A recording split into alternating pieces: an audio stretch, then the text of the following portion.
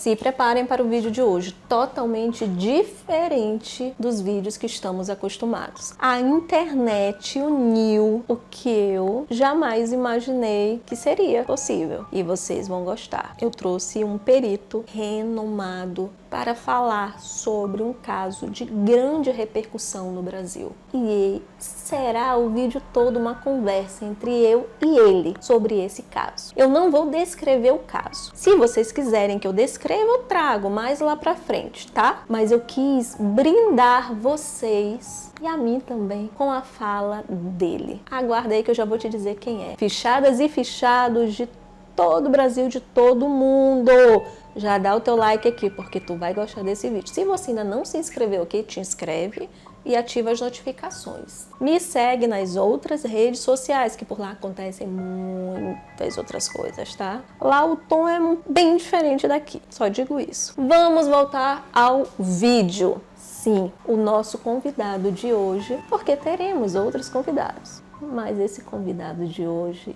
é o grande perito Ricardo Salada. Ele que foi o responsável pela perícia, ele e outros colegas, mas ele foi o perito do local de crime do caso Susana von Richthofen. Ela que matou a família, pai e mãe, criou um álibi na mente dela perfeito, mas a perícia veio para mostrar as incongruências do seu álibi, assim como da cena montada dentro de casa. Porque o crime foi anunciado como um latrocínio, que é o roubo seguido de morte. Mas as explicações desse olhar pericial eu vou deixar com ele, Ricardo Salada.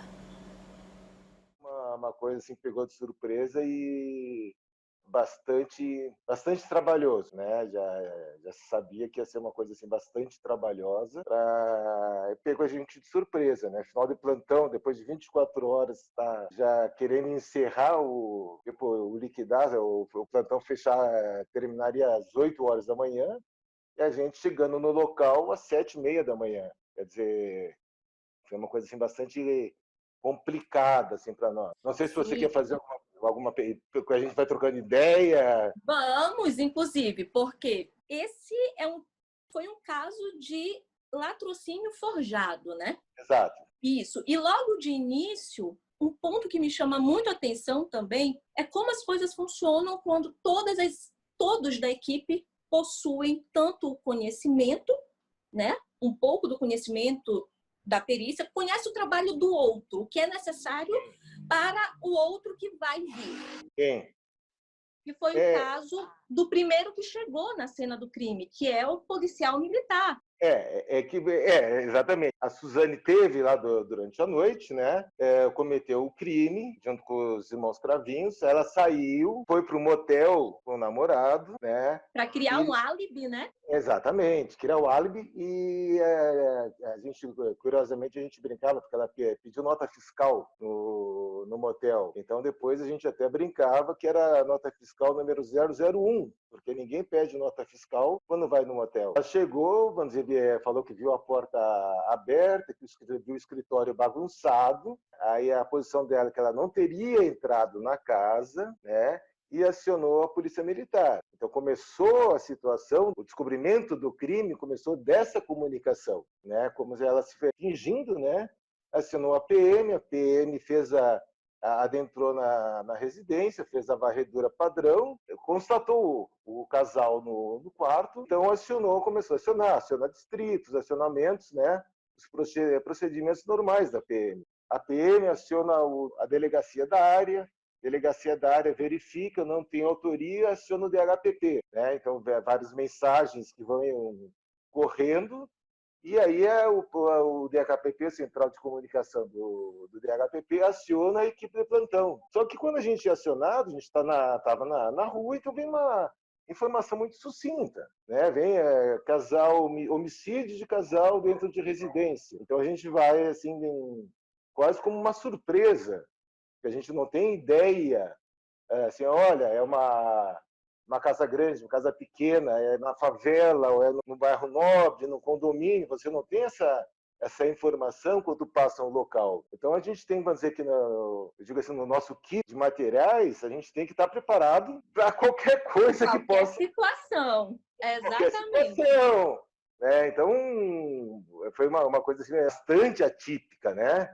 Então até depois, quando eu cheguei no local, foram alguns estagiários de fotógrafo que estavam na academia, super empolgados, ainda na academia e de repente participando de um local desses, né? Que, vamos dizer, que muita gente gostaria de participar, de ter acesso. Então, aí no DHPP, as equipes, quando se forma a equipe de campo, né, no DHPP, ela é formada por perito que não se muda. São pessoas que querem trabalhar dentro do DHPP, que eu acho que é um dos setores que mais se trabalha, né, dentro dos casos de perícia, não em termos de volume de serviço, mas às vezes um trabalho, um local que é simples, entre aspas, dá um trabalho muito, muito grande. Então a gente acaba tendo um desgaste mental, o emocional tem que se aprender a controlar, mas o desgaste físico de tudo acaba sendo muito grande para atender alguns tipos de local, né? Sim, e então, no caso desse da Suzana, doutor, foram quantas horas? Eu entrei no local às 7h30 da manhã e saí esgotado às 17 horas. Eu estava cansado, aí eu pedi, olha, lacra, porque eu não tenho mais condição física, já tinha rodado 24 horas, né? Então, dessas 24, foi mais 10, quer dizer, 34 horas trabalhando. Acho que não. Aí eles resolveram, por questão de acesso ao telefone, eles queriam manter o acesso ao telefone, então eu fiz a minha perícia estanque dentro do imóvel, da edificação principal, e aí mandaram um outro perito para fazer toda a área externa do imóvel, né? De uma forma que a minha parte eu tinha que concluir e ele ficou só a parte de fora para fazer. Então, para não misturar, porque duas perícias no mesmo local pode dar problema. Cada um tem seu ponto de vista, e aí eu vou dizer, a parte de dentro já não estava com a mesma preservação, porque eu tinha mexido, mas eu já tinha sido tudo fotografado, eu sabia onde eu tinha ido, onde eu não tinha, o que eu tinha feito, né? Então foi feito de uma situação estanque. Às vezes a gente tem coisas que a gente não vai fazer um tipo no local desses, mas a gente não se observa. A primeira coisa que eu fiz a periciar dentro do imóvel foi um banheiro, um lavabo que tinha na sala. Porque você tem uma equipe que está trabalhando que vai precisar usar um banheiro. De um banheiro. Tem, como é que vai, né? Então a gente tem que ter aquela noção, né? Se, olha, esse banheiro já está fotografado, já está periciado, podem usar este aqui. É pensar em tudo, né, doutor? Exatamente. E os telefones da época, as baterias não suportavam 10, 12 horas. Né, os modelos antigos de celular. Então, segunda posição, vamos periciar um telefone. Então, olha, se tiver que usar um telefone, use esse, que já viu se tem impressão digital. Então, é esse telefone para usar e este banheiro para usar. Bem, agora vamos fazer o que tem que ser feito. Doutor, pelo seu olhar, o senhor logo de cara desconfiou da Suzana? É assim, pelos vestígios analisados, a princípio entrou para nós como um homicídio. Pelo fato de ser uma família tradicional alemã, então o pessoal queria fazer filmagem. E eu achei, não, é um homicídio, não há necessidade. Quando eu fui começar a examinar os cadáveres para poder fazer a liberação dos corpos, eu vi uma arma de uma situação diferente e vi um modus operandi não comum. Foi as pauladas na cabeça. A lesão corto-contusa na região da cabeça. Então, eu disse, não, para tudo. Vamos aguardar o policial que está vindo para fazer filmagem, que aqui é uma situação completamente atípica. E a importância da perinecrópsia perinecrópsia, né, feita ali no local do crime. Quando eu vi as vítimas, eu já observei assim, olha, não é um caso comum, tem alguma coisa atípica aqui, né? Então, quando tinha umas no quarto, né, no dormitório do casal, tinha uma cômoda, a primeira gaveta aberta, as duas de cima, e algumas bijuterias espalhadas no chão. Eu disse, pô, mas isso aqui não fecha. Aí vai no quarto do casal, tem um closet, não tem nada revirado. Aí você diz, não é um modus operandi de um latrocínio, de um ladrão. E aí eu tinha já a convicção, né, logo de pronto, assim, começando os trabalhos, olha, alguém da casa. Essa aqui é uma simulação grotesca de um latrocínio, né? Quem da casa? Não sei. Mas com toda certeza é alguém da casa, é alguém que ou mora, ou trabalhou, ou trabalha, é alguém que conhece todo o ambiente, conhece a casa, para não ter a vasculha nos armários e tudo, não tinha nada fora do lugar, né? E na época o que acontecia, eu ia fazendo a perícia e o diretor do DHPP, né, Dr. Domingos, me ligava, olha, o que você está vendo? Porque a Suzane e o Daniel, namorado dela, né, o Daniel Cravinhos, estavam no DHPP escrevendo o que tinha acontecido. E ele queria saber o que eu via no local. Ou seja, mais uma coisa aí. Nessa época, a perícia já tinha uma equipe dentro do DHPP? Sim. Eu trabalho no DHPP há 27 anos e meio, né? E já existia essa equipe da perícia para o DHPP, uma equipe exclusiva. E mais uma vez, a importância das investigações andarem juntas. Sim. A perícia, junto com a equipe de investigação, porque existe uma troca de informações junto com a autoridade policial que vai tocar o inquérito, né? E para nós, com o próprio departamento, e as pessoas, o delegado, os investigadores, os escrivão que vão juntos, papiloscopistas, que sempre trabalham juntos, né? Pode ter escala diferente, vamos dizer, a perícia tem uma escala, os papiloscopistas outra, mas você tem uma certa intimidade. Uma sinergia, né, doutor? Exatamente, né? Com toda a equipe.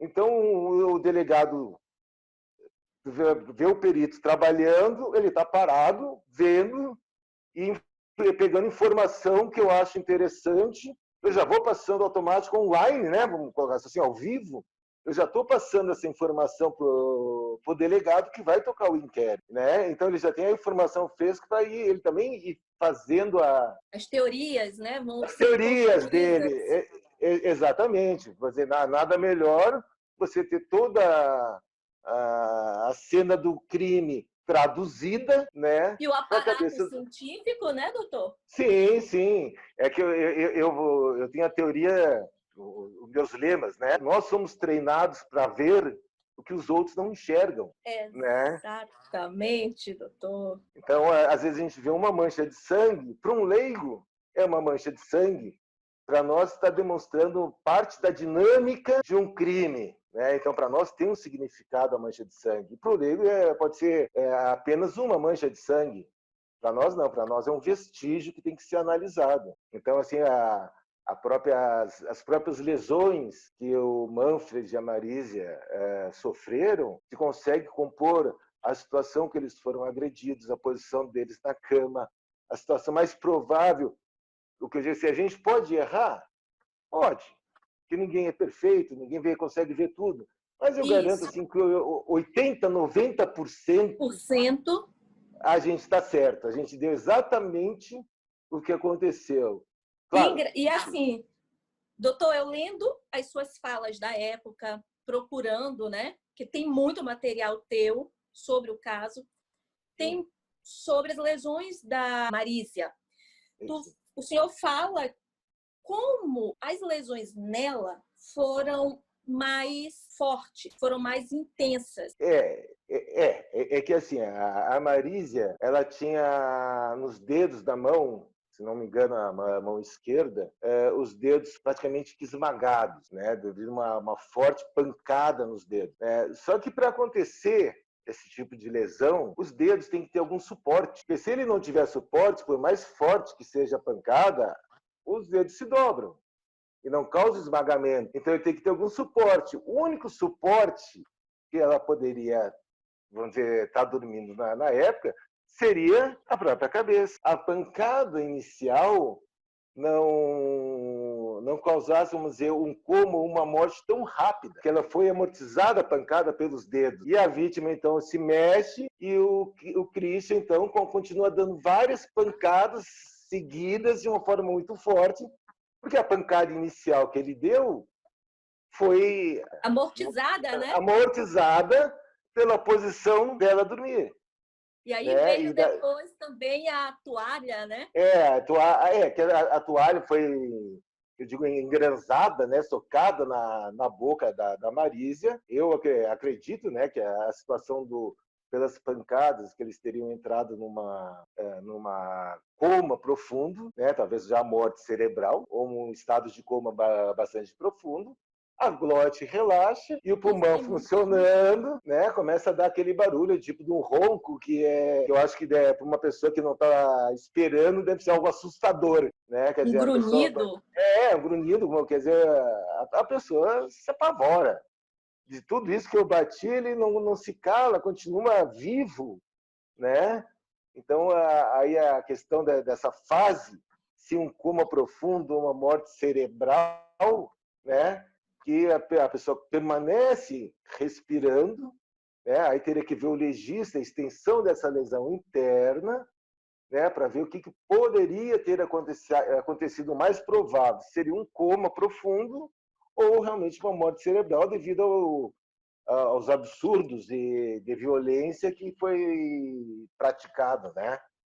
Então, mas a gente, vamos dizer, assim, ela tinha a toalha, depois um saco plástico na cabeça, né? E o rosto dela praticamente deformado, porque foram tantas pancadas que o rosto dela ficou todo inchado, ficou deformado. A cabeça dela, vista depois no IML, as fotografações, a gente vê que a extensão das pancadas foram muito grandes, né? Que quando a gente examina no local, parte da massa cefálica ficou colada no cabelo, alguma coisa espirrou, tinha amostras na cama. Então a gente tem uma ideia assim, pô, foi uma coisa violenta.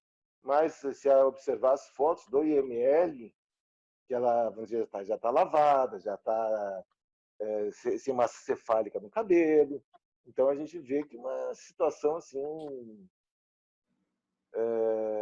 bastante violenta, né? Então ela teve fraturas concomitivas, né? Pelo o Christian, acho que acredito pela primeira pancada que foi amortizada nos dedos, né? Então protegeu a cabeça, esmagou os dedos e ele começava a bater sem parar, né? E já no Manfred teria que examinar, porque a fratura que ele teve na cabeça foi na vertical pela violência. Depois, na foto do IML, ela chegou a trincar a base do crânio, né? E algumas pancadas no rosto, do Manfred, na lateral direita do rosto, que ainda teve pancadas, uma relativamente forte e as outras de menor potencial, né? Então foi o que a gente podia estar observando na cena do crime. Então ele tinha uma lesão leve, mas circular, que eu achei que poderia ter sido o cano da arma, né? Porque era a medida muito próxima de um cano da arma. Muito próxima, né? Que tivesse batido com um cano da arma. E depois a gente vê assim, durante as investigações, eles confessaram que ele usou uma cantoneira. E nessa cantoneira tinha perfurações nessa cantoneira, né? Que é o que ele fez o bastão, né? Para cometer o crime. E é o orifício dessa cantoneira que bateu e deixou uma lesão, um rompimento de vasos. na verdade. Essa cantoneira Né? foi encontrada, doutor? Não, quando eles saíram da casa, eles dispensaram as vestes e as cantoneiras, essas caçambas de caliça, de resto de obra, Sim. né? Isso aí deve ter passado o caminhão, descarregou em algum lugar e nunca mais foi E até encontrado. hoje, sim. Né? Porque dentro da situação, eles vieram a confessar praticamente uma semana depois. Se fosse uma coisa mais em seguida, poderia até ser que se localizasse. Mas uma semana depois, já É difícil. é difícil, é difícil. E até porque, assim, mesmo que todos os vestígios, as evidências, vá se construindo para a figura da Suzana e dos irmãos Cravinhos, até pela cultura do Brasil, né, latina, aquela coisa da família, enxergar uma figura feminina, filha, partícipe ou mentora de um crime de tamanha crueldade como esse, é um pouco que ainda vai contra a cultura brasileira. Essa que é a verdade. No meu ponto de vista, a situação é um pouco mais ampla ainda. Porque, assim, Pode falar, é uma menina bem educada, bem instruída, que tinha tudo na vida, estudando numa faculdade das melhores aqui de São Paulo, de uma direito. mesada de direito, uma mesada que, se eu não me recordo, se na época seria em torno de R$ 600. Isso aí, há 20 anos atrás, era alguma coisa bastante significativa. A né? minha bolsa de mestrado era 800, doutor. Tinha tudo. Uma casa maravilhosa, que viajava para o exterior, né? E, de repente, cometendo e arquitetando esse tipo de crime, né? Então, eu digo assim, o arquitetar, porque eu acredito que de nível de conhecimento, nível cultural, acesso a informações, ela tinha bem mais do que o Christian e o Daniel, que era o namorado. Então, a situação mirabolante dela, luvas para não deixar impressão digital, meias de nylon para não deixar pelos. Entende? Isso aí era típico da situação do CSI, né? Que E não eram passava. todos que tinham acesso naquela época. Exatamente. E uma coisa mirabolante, porque o Daniel tinha passado o mês dentro da casa.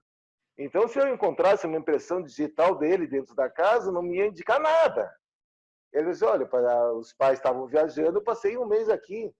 Então, o fato de encontrar uma impressão digital dele ou dela lá dentro não seria nada incriminatório, vamos colocar nessa situação. Exatamente. Né? Mas toda a situação em si que foi direto levando para alguém da casa. Aí começou a haver uma série de contradições. Me recordo de umas perguntas que o diretor me fez, ele falando, olha, a Suzane está falando que tinha uma pasta, né, aquelas de couro, tipo executivo, que estaria no chão do escritório, onde que ela estava cortada e onde o pai dela guardava dinheiro para algumas emergências, né? Aí eu fui ver, localizei, só que essa parte que estava cortada estava para baixo. Então ela não teria como ver, porque ela falou que não entrou na casa, ela só viu a bagunça. O olhar do perito no local do Sim. crime e esse olhar junto com o que está sendo investigado.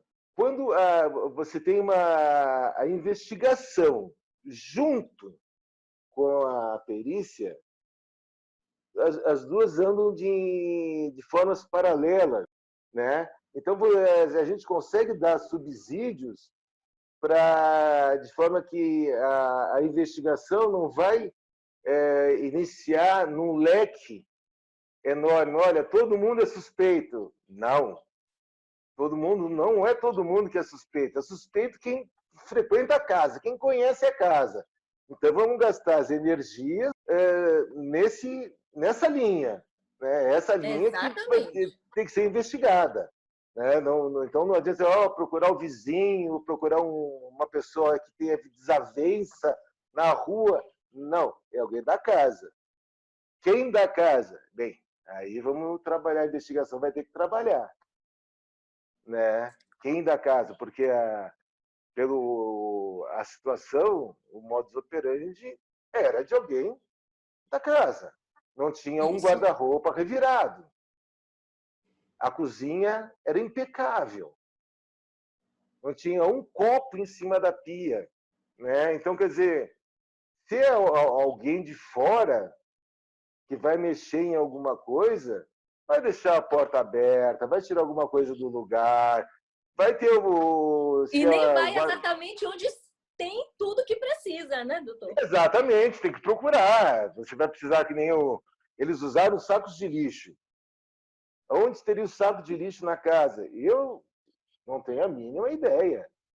Você vai Às procurar... vezes até eu esqueço onde está na minha casa, doutor. Sim, e às vezes a gente faz a bagunça. É uma coisa que ficou estranha na situação da casa, porque era uma casa boa, uma boa decoração, tudo bastante amplo, mas era uma casa impessoal. Porque não tinha... se observando, parecia que era uma casa montada para uma exposição. Não tinha nada fora do lugar.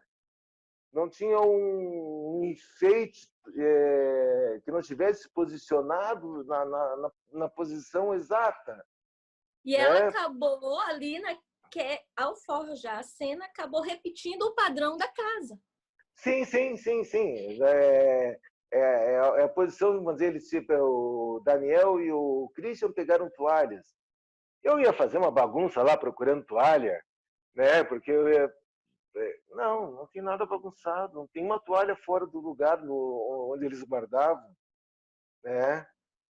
Então, quer dizer, é tudo estranho. Então, alguém de dentro da casa que tinha essa mania, que supriu eles. Olha, quero uma toalha. A pessoa vai lá, sem mexer em absolutamente nada, e pega a toalha. Isso. Né? Na cozinha, precisa de um saco de lixo. A pessoa vai lá naquele cantinho, na terceira, tal gaveta, tal prateleira, a pessoa vai lá e não mexe mais nada, não tem mais nada fora do lugar. Então, é uma casa assim, muito impessoal nesse sentido, não demonstrava a aparência da casa que ali vivia uma família. Né? O Andreas, com seus 12 anos, ela com seus 17, 18 anos na época, e uma casa impessoal, uma casa que não tinha vida. Né? A casa tem que ter vida, tem que ser acolhedora, ali é muito estranho. E resultou num dos crimes mais chocantes da história do Brasil, graças ao olhar do perito na cena do crime, provas foram levantadas e se desenhou a teoria investigativa e corroborada ao final. Ah, sim, com certeza.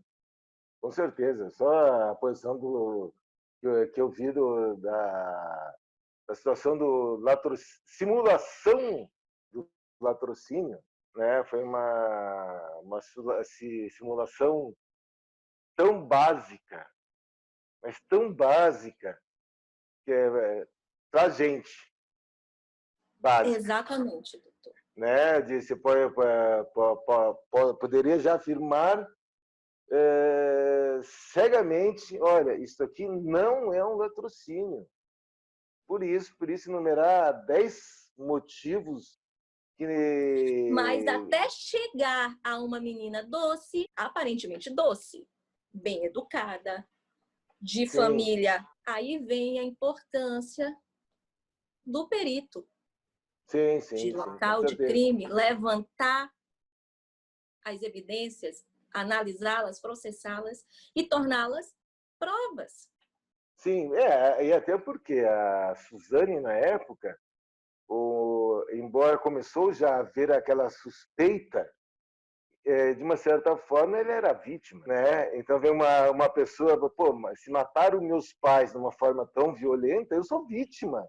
Então a própria investigação ela tem que ter um certo requinte de sutileza, né, para seguir a investigação e também baseado na informação que nós estamos dando, né? Por mais que ela seja vítima, a gente está, olha, não é isso que está aparecendo.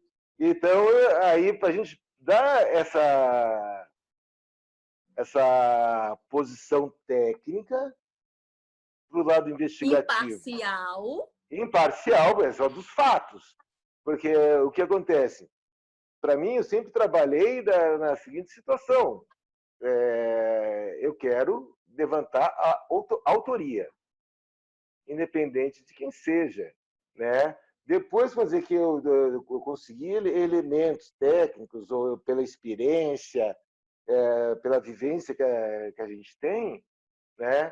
Se a lei lá na frente vai condenar ou não, isso aí cabe ao juiz, aos jurados, né? A habilidade do promotor, do advogado, não cabe a mim, né? Para mim, parte eu tenho que fazer. Exatamente. Né? Que é a minha parte é o levantamento de local. Eu tenho que levantar todos os indícios e vestígios, tratar isso para que se tornem evidências, para que seja apreciado depois pela autoridade, pelo Poder Judiciário. Eu vejo a verdade tem que ser levantada, tem que ser traduzida, né? Existem situações que o leigo não consegue enxergar. Então, eu tenho que pegar isso aí, trabalhar nessas informações, transcrever, vou colocar no papel de uma forma que uma pessoa, um bacharel em direito, para ele vai ter que ser entendível. Não adianta entrar com formulações matemáticas que não é a formação dele. O bacharel é o advogado, um operador da lei.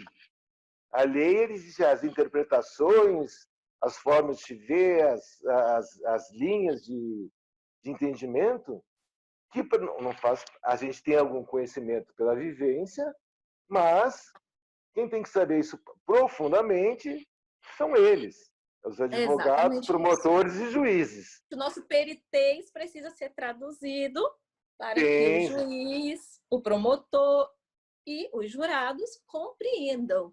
Sim, sim, tem que ser de uma forma acessível para todos eles, né? Doutor, muito obrigada pela sua presença, essa aula, que é uma aula para todos nós, porque serão peritos que estão na CADEPOL, que ainda tem, recém-peritos que seguem, e nós mesmos, além dos amantes da perícia, porque eu, como perita, poder conversar com um nome como o seu é engrandecedor. Oh, que bom. Poder dizer, caramba, olha o que esse perito fez. Olha o que o doutor Ricardo fez. São os resultados, né?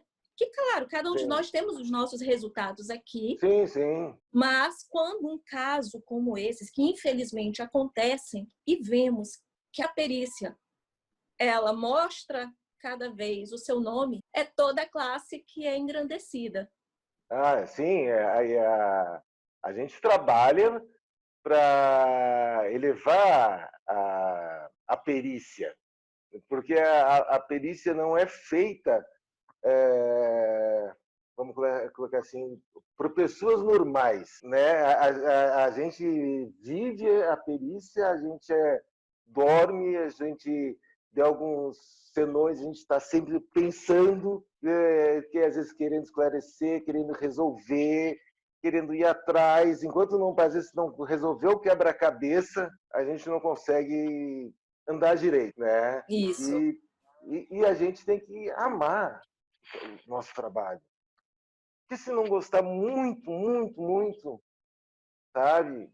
Não ia ser o que hoje está sendo a perícia, né? Hoje as pessoas que entram com a convicção de, olha, eu quero fazer o melhor que eu puder, né? Então eu me coloco sempre à disposição qualquer pessoa que tiver, às vezes, dúvida, querer algum esclarecimento, alguma coisa, eu tenho um Instagram, então, o Facebook. Opa, já vou colocar o seu Instagram, doutor. O meu é Ricardo Salada, né? Tem N pessoas que entram em contato comigo, às vezes ou no Facebook, eu não olhando realmente pouco o Facebook, né? E tenho acessado mais o Instagram. Então, alguém que tiver com dúvida, alguma coisa, querer conversar ou esclarecer, ou algum caso que se possa trocar uma ideia, estamos sempre aí à disposição. Doutor, muito, muito obrigada. E mande um beijo para sua esposa. Tá, aqui pode na deixar. cidade de Manaus. Tá, mando sim. Tá. E vou, viu? Já lhe segui também no Instagram. Vou lhe mandar, vou botar o seu arroba aqui e vamos conversar, viu, sobre business. Tá. Um beijo, doutor. Outro para vocês. Que delícia essa entrevista, esse relato, esse olhar pericial. É isso que eu tanto falo para vocês. Nós somos técnico-científico, tudo à base da técnica e ciência. Mas não se resume à técnica e à ciência, porque senão é meramente descritivo.